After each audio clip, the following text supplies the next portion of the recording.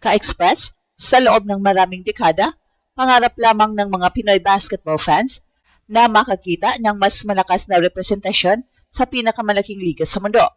At ngayon, hindi lang isa, dalawa pa. At ang mas nakakagulat, parehong nasa NBA Finals. Sa isang makasaysayang tagpo na hindi inakala ng maraming basketball fans, magtatapat ang rookie sensation na si Dylan Harper at ang veteranong leader na si Jordan Clarkson sa 2026 NBA Finals. Ano man ang mangyayari, garantisadong may dugong Pinoy na mag-uwi ng Larry O'Brien Trophy ngayong taon. Para sa karamihan ng Pinoy fans, ito ay higit pa sa Spurs kontra Knicks. Ito ay bagong kabanata ng Pinoy representation sa NBA. Sa isang panig, naroon si Dylan Harper, ang batang Phil-Am Phenom, na agad nagparamdam ng kanyang rookie season. Walang takot, mataas ang basketball IQ at isa sa pinakamahalagang dahilan kung bakit nakabalik sa finals ang San Antonio Spurs. Sa kabilang panig naman ay si Jordan Clarkson, ang matagal ng mukha ng Pinoy basketball sa NBA. Matapos ang maraming taon ng paghihirap, pagiging Sixth Man of the Year, at pagiging haligi ng gilas, muling nakatungtong sa pinakamalaking entablado ng basketball ang veteranong scorer. Hindi lamang ito laban ng dalawang kupunan, hindi lamang ito laban ng youth contra experience, ito ay laban ng dalawang henerasyon ng Phil-Am excellence. At habang papalapit ang Game 1, isang tanong ang bumabalot sa buong basketball community. Sino ang magpapasaya sa mga Pinoy sa NBA Finals? Ang batang bituin na si Dylan Harper o ang veteranong mandirigma na si Jordan Clarkson? Kung may isang salitang maglalarawan sa seryeng ito, yun ay historic. Hindi araw-araw mangyayari na may Phil-Am sa NBA Finals, mas lalong hindi pangkaraniwan na may dalawang Phil-Am na magtatapat sa isang championship series. At yun mismo ang dahilan kung bakit napakalaki ng bigat ng Spurs kontra Knicks ngayong taon. Sa panig ng San Antonio Spurs, mabilis na naging paborito ng mga fans si Dylan Harper. Noong siya ay napili bilang isa sa mga pangunahing prospect ng kanyang draft class, marami ang naniniwalang may potential siya. Pero kakaunti ang nag-akala na aabot siya agad sa NBA Finals sa kanyang rookie season. Pero ginawa niya ito at hindi bilang simpleng bench player lamang. Sa playoffs, ilang beses niyang ipinakita ang kanyang maturity sa mga crucial moments. Isa sa mga pinakamalaking halimbawa nito ay ang kanyang contribution sa do-or-die Western Conference Finals laban sa Oklahoma City Thunder, kung saan tumulong siya sa pagdala ng Spurs papunta sa championship round. At ang mas kahanga-hanga pa rito, hindi lamang scoring ang kanyang ambag, depensa, rebounding, decision-making, clutch plays.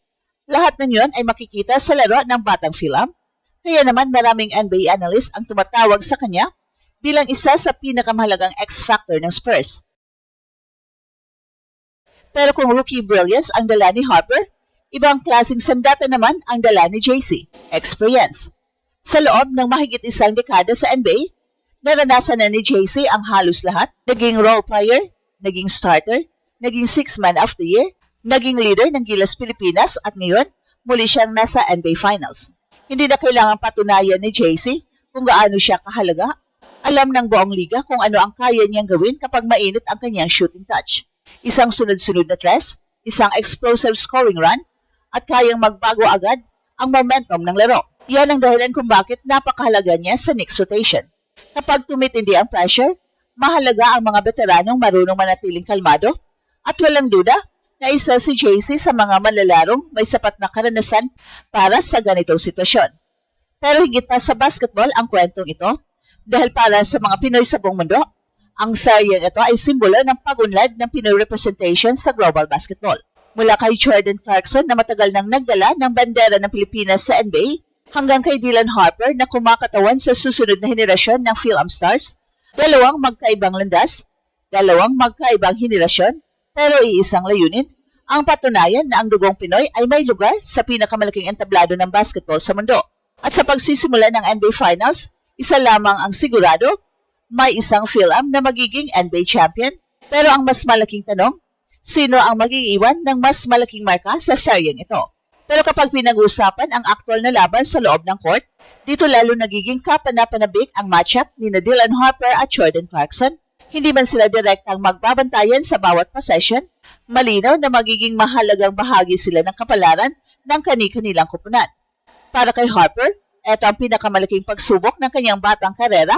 Sa regular season at playoff, maraming beses niyang pinatunayan na hindi siya natitinag sa pressure.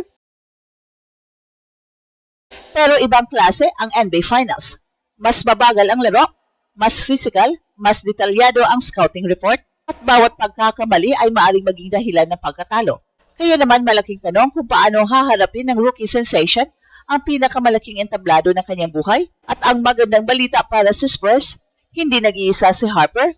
Kasama niya ang isa sa pinakadominanteng forward sa NBA ngayon, si Victor Wembanyama. Kasama rin ang batang core ng San Antonio na puno ng athleticism, depensa at bilis. Ito ang dahilan kung bakit maraming eksperto ang nagbibigay ng bahagyang kalamangan sa Spurs bago magsimula ang serye. Pero hindi rin basta-basta ang Knicks. Sa katunayan, marami ang naniniwalang sila ang mas battle-tested sa grupo. Pinangungunahan ni Jalen Brunson ang opensa, habang nagbibigay naman ng depensa at versatility sina Mikal Bridges, OG Anunoby at Josh Hart. Sa ilalim naman ng ring ay naroon si Karl Anthony Towns, isa sa pinakamahusay na offensive big man sa liga. At dito pumapasok ang papel ni JC. Hindi siya kailangang umiscore ng 30 points gabi-gabi.